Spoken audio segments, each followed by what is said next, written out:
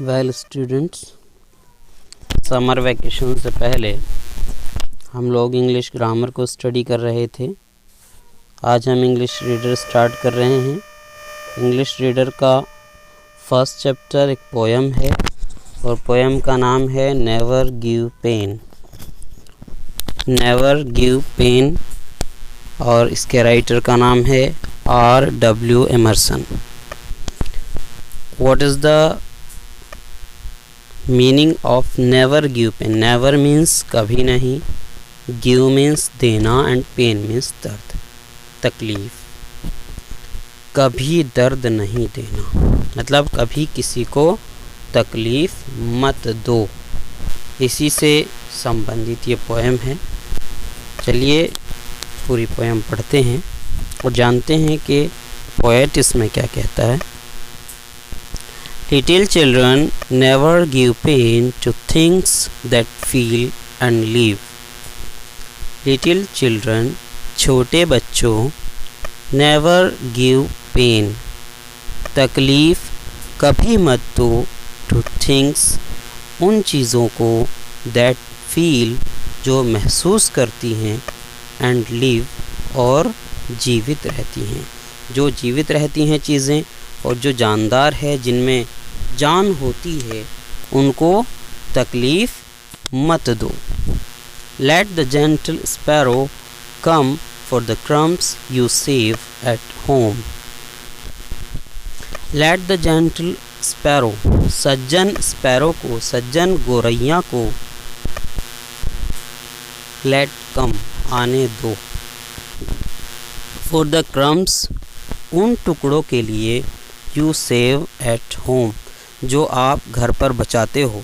आपके घर पर जो टुकड़े बचते हैं, उन टुकड़ों को खाने के लिए अगर गोरैया आपके घर में आ जाती है तो उसको आने दो। As his bread you throw along, क्योंकि उसका वो रोटी, you throw along, जो आप उसके साथ फेंकते हैं, उसको देते हैं, he will repay you, वो आपको वापस कर देगी, विद अ सॉन्ग, एक गीत के साथ। यानी जो वो गीत गाती है, जो वो सॉन्ग गाती है, वो उसके बदले में आपको वापस कर देगी। नेवर हर्ट द टाइमिड हेयर, टाइमिड कायर, चूँकि कमज़ोर होता है इसलिए कायर भी लिखा है, हेयर को, हेयर होता है खरगोश। नेवर हर्ट द टाइमिड हेयर, कायर खरगोश को, कायर इसलिए कहा है क्योंकि वो बहुत कमज़ोर सा होता है, मासूम सा होता है। तो ऐसे मासूम या ऐसे कायर खरगोश को कभी चोट मत पहुंचाओ।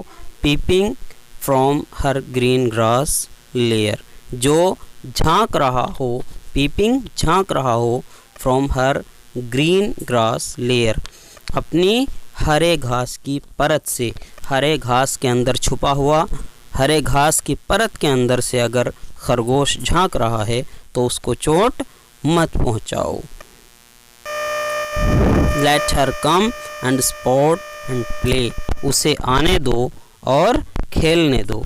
Let her come, उसे आने दो, and sport and play, और खेलने दो, in the lawn, lawn आंगन, at close of day, दिन के करीब उसको आंगन में आने दो और खेलने दो। The little birds go soaring high, the little birds, छोटे पक्षी, go soaring high, उड़ान भरते हुए ऊंचे जाते हैं या ऊंची उड़ान भरते हुए जाते हैं, to the bright window of the sky, आसमान की चमकीली विंडो की तरफ। चमकीली विंडो इसलिए कहा है कि आसमान में जब सूरज चमकता है और कोई पक्षी आसमान की तरफ जाते हैं तो वहाँ ऐसा लगता है कि वो चमकीली विंडो की तरफ जा रहे हैं, चमकदार चीज़ की तरफ जा रहे हैं।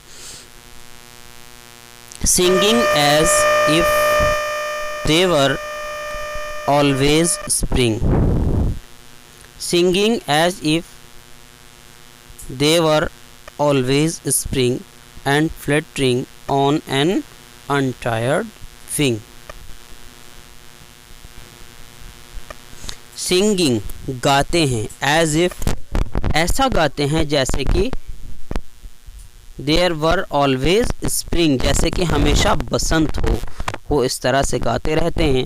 पक्षी जब ऊंचा उड़ते हैं और आसमान में जाते हैं तो वो ऐसे गाते रहते हैं हमेशा जैसे बसंत ऋतु हो। And fluttering on an untired wing, और इतराते रहते हैं किस पर? अनटायर्ड विंग्स पर, अपने अनथके पंखों पर। उनके पंख कभी थकते नहीं हैं। Oh let them sing their happy song, उन्हें उनका हैप्पी सॉन्ग, खुश रखने वाला गीत गाने दो। Never do these gentle creatures wrong, कभी भी उन मासूम प्राणियों के साथ गलत मत करो। मकसद ये है कि कभी भी उनको पेन मत दो, कभी भी उनको दुख मत दो।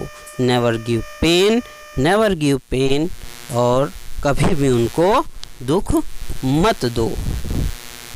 तो पोएम पूरी हो गई है। इसके वर्ड मीनिंग्स और क्वेश्चन आंसर बाद में देखेंगे। अभी के लिए इतना। Okay, thank you.